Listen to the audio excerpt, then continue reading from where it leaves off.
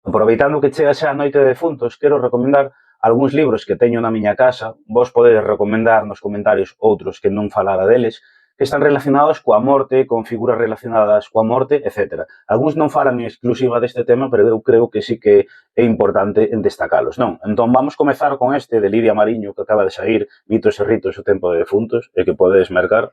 É un libro cortiño, pero que explica perfectamente como é esta noite, as súas ritos e as súas tradicións. Un fundamental de Xesús Taboada Chivite, Ritos e creencias gallegas, tedes un apartado aí tamén sobre a morte.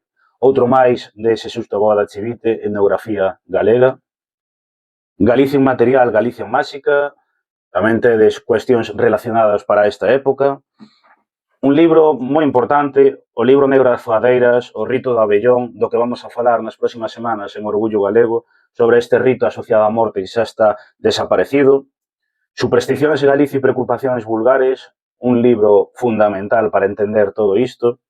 Tamén o Monte Seixo, ese lugar moi relacionado coa morte para falar cos nosos finados, non?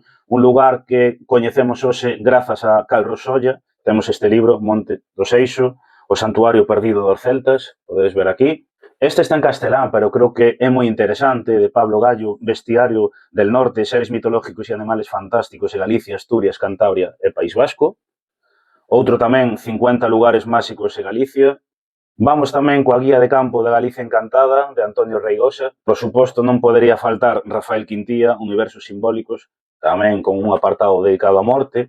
O Dicionario dos Seres Míticos Galegos, para min é un dos mellores libros que hai sobre mitoloxía. E por último, aínda que está en castelán, vou recomendar este, Memento Mori, un viaje por el imaginario de la muerte y el día de difuntos en el folclore español, que tedes aquí. Nocturna, una introducción al culto a los ancestros y el trabajo espiritual con los difuntos. Aquí tedes.